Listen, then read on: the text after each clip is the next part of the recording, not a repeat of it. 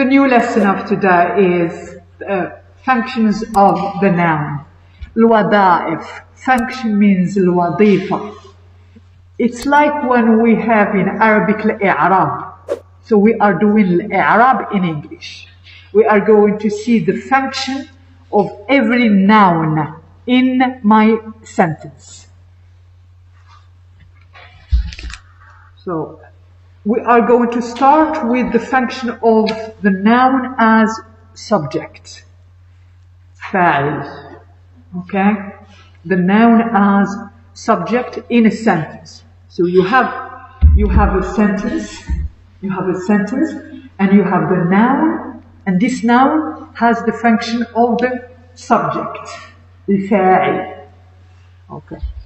Every sentence in English must have a subject. You cannot have a sentence in English or in Arabic or in French without a subject. You must have a subject. When I say Maria is happy, where is your subject?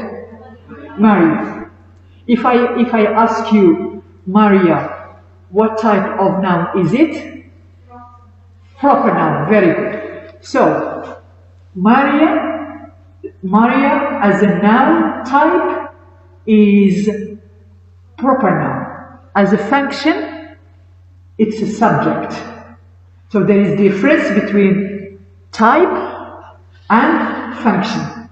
Type means النوع. The function الوظيفة. Okay. We move to the noun when it is object.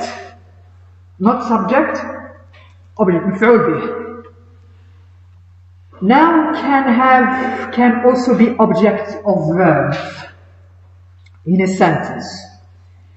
And what is the object? The object is the recipient, the one which receives. المستقبل, recipient.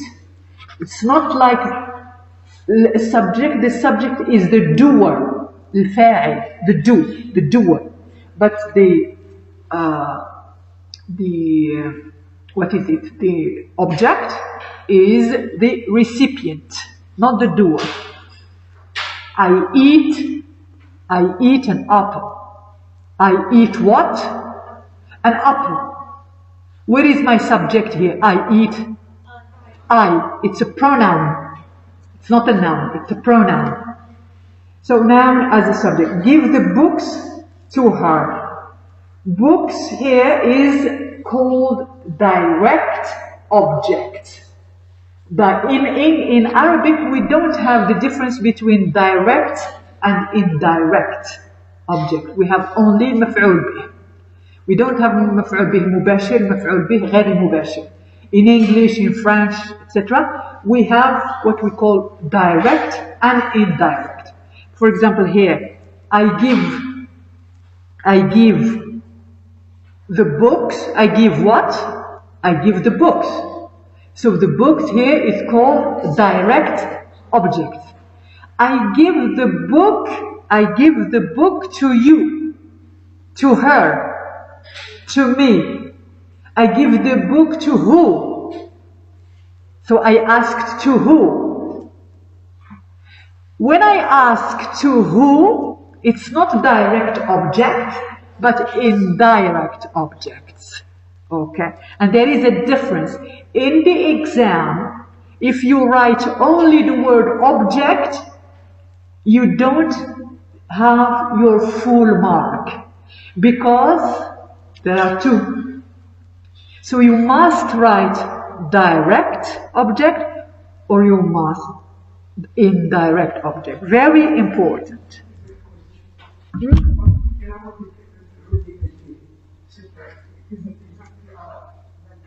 Is it? Yeah, I didn't think of it.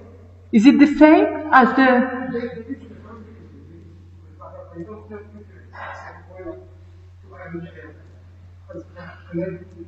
Well, I'll think about it. Maybe المفعول أجله. لا, I think المفعول لأجله is something else. It's something else.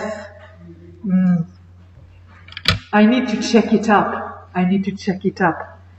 So, I sent yesterday, I sent a letter to you. Letter, what is the function letter? Yeah, if you tell me just object is wrong. I sent a letter. Letter, what is the function? Direct object. You, indirect object. So you ask, for the direct object, you ask what? Okay? For the indirect, you say always to who, to what, to whom, etc. The man washed the car. The man washed the car. Where is your object? The car. Here we can say the man washed what? ماذا غسل الرجل. غسلت سيارة مفعول به. Okay. So this is direct object. So before the direct object you must have a verb. Do you remember your first lesson on the verb? Transitive, intransitive? Do you remember transitive and intransitive? We said that transitive verbs, they require an object. Do you remember first lesson? Intransitive, no objects. So what is washed?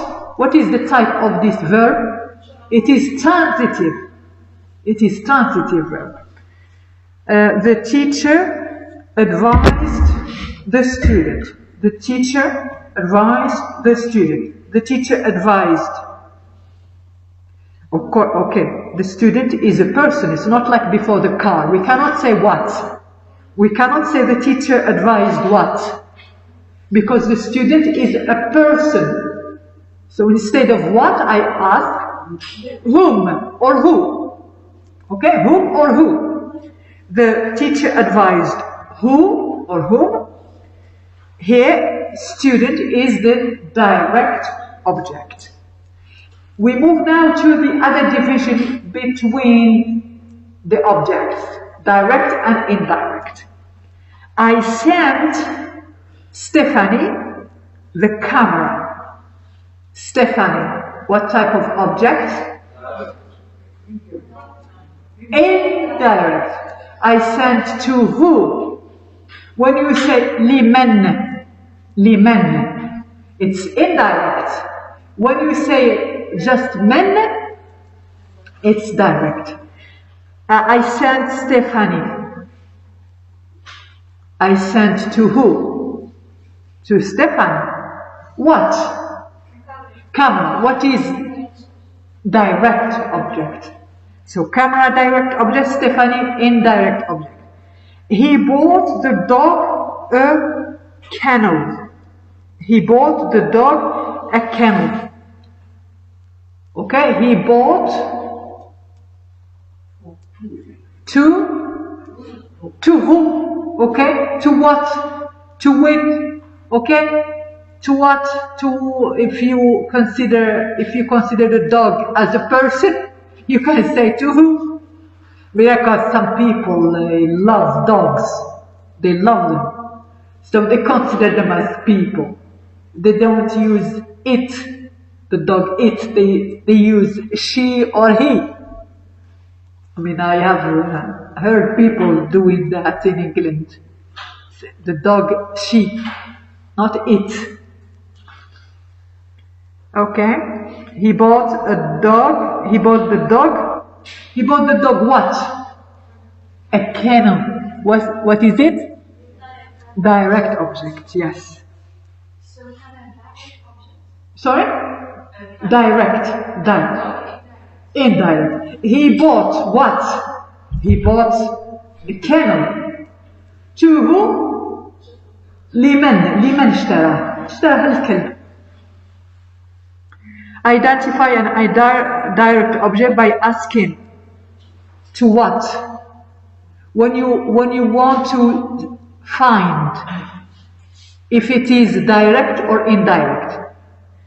When you want to know if it is indirect, you must say to. To what? To who? Or for, sometimes for. For. For what? To whom? For whom? You have the preposition. To or for. I sent the camera to whom? Stephanie is the indirect object. He bought a candle for what? Answer the dog. It is the indirect object.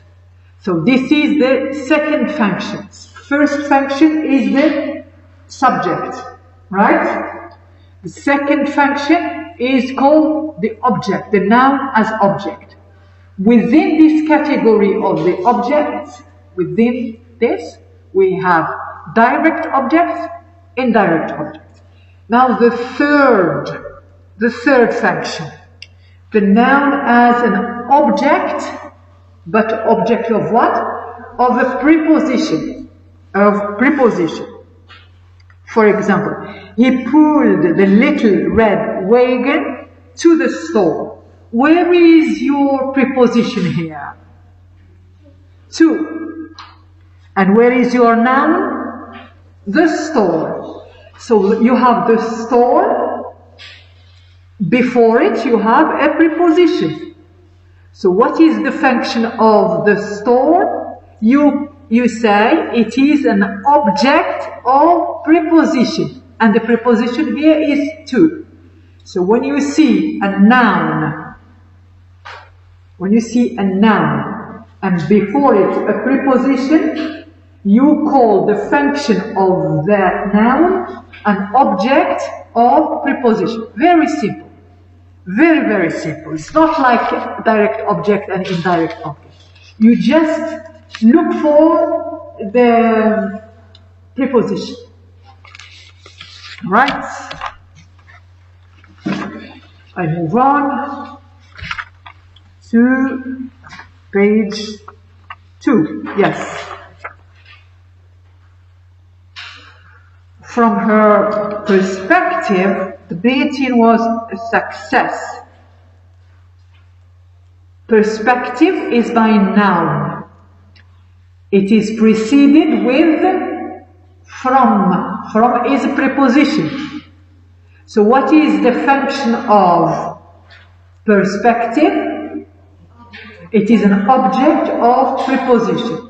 So in the exam, you will have words like that, for example, from her perspective, to the class, etc. And you will see in the exam that perspective is underlined. Underlined. And I'm asking you to give me the function of the underlined words, or sometimes italics or bold, etc. You say this is here in this example, it is an object of preposition. Very simple. Now we move to another function. So number 4, function number 4, noun as subject complement. It's not subject. Subject complement. It's different from the first one, subject. Subject means الفاعل. Subject complement, no, it's not الفاعل. No, it's something else. And here you are going to remember some of the information we discussed in our first lesson on the verb. Yeah. Okay? Another type of the noun is called subject complement. In this example, the noun teacher here is used as subject complement. Mary is a teacher. Mary is a teacher. Okay, here, first of all, you have your subject Mary. Your subject Mary. Where is your verb? It is the verb to be, is. And you have another noun, teacher. Teacher, it's a noun. So if I ask you what is the type, what is the function of teacher, you will answer it is subject complement. What does it mean, subject complement? First of all, subject complement, it's a complement that gives you information on the subject, on your subject. When I say Mary is, and I stop, is my sentence complete and understood? No. You need to complete that. So you ask me, what do you want to say? And I tell you, okay, sorry, Mary is a teacher. So here my sentence is complete. So teacher, he completes the subject.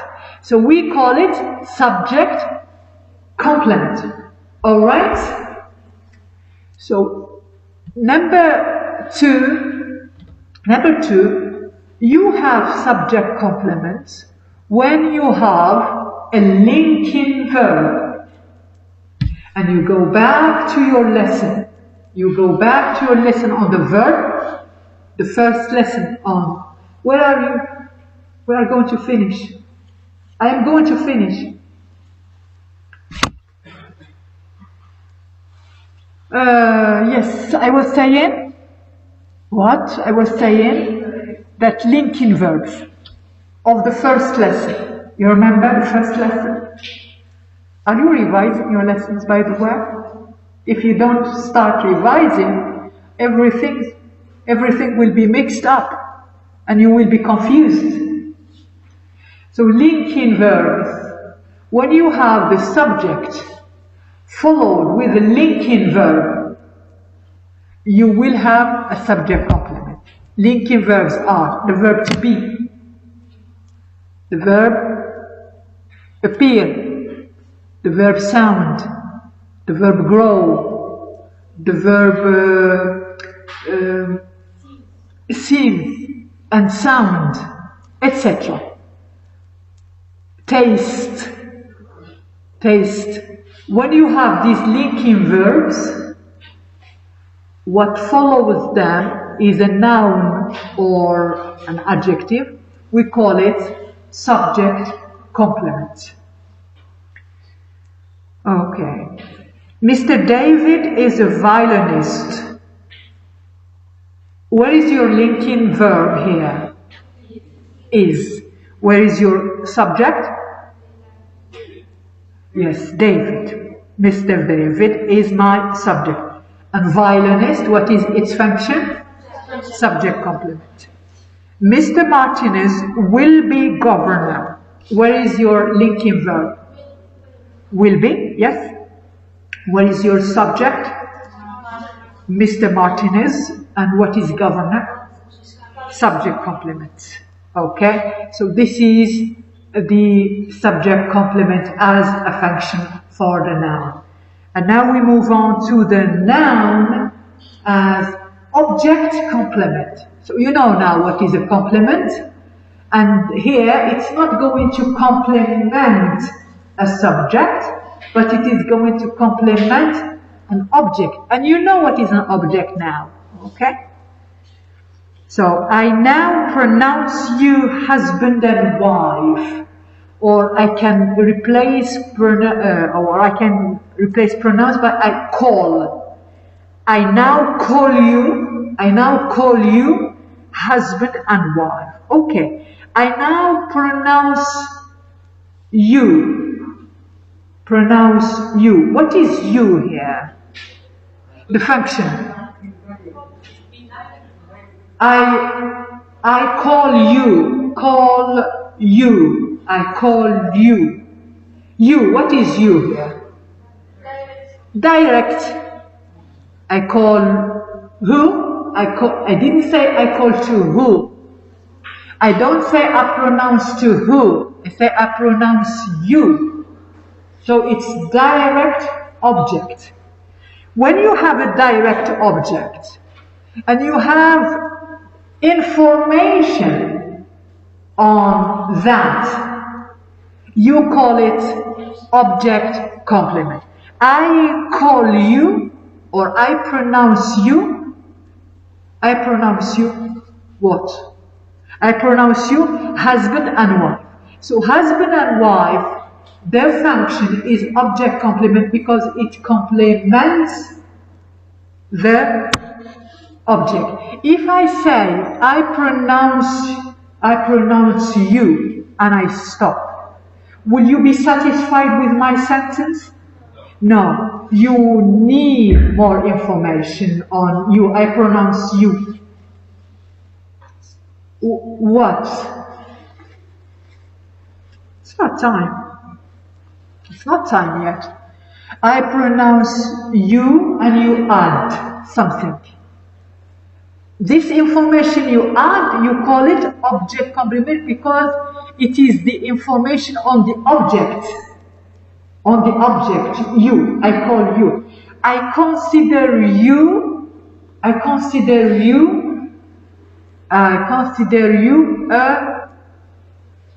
S2 student. I consider you S2 student. I consider what? Consider you, object. And here, I consider you what? Object complement. S2 student. Noun as object, okay? We finished with the object of complement. Noun as a positive. A positive. And a positive means near. Something near each other. An information that you add to a noun. When you explain. In English grammar, an appositive is a noun or pronoun placed near another noun or pronoun. For example, we say, my brother, comma, Michael, comma, is 6 years old. Okay, you are my friend. Okay? You are my friend. And I tell you, my brother is 6 years old. Is my sentence complete? When I tell you my brother is 6 years old, is my sentence correct in English? It is correct. It is correct. But when I tell you my brother Michael is 6 years old, what's the difference between this sentence and the previous sentence? You know which brother I am talking about. Maybe I have 3 brothers, maybe I have 4, maybe I have 2. So you know more information. So it is an extra information. This extra information, you call it in English grammar a positive. The function is a positive. So here, Michael, the function of this noun is called a positive. It is an information that you give to explain my brother. My sister Halima is here. Halima, what is its function? A positive. It's a noun. Type is a noun, is proper noun. What is its function? It's a positive. And now we move to, okay, these sentences. My sister Anne is in town for the meeting. What is the function of Anne?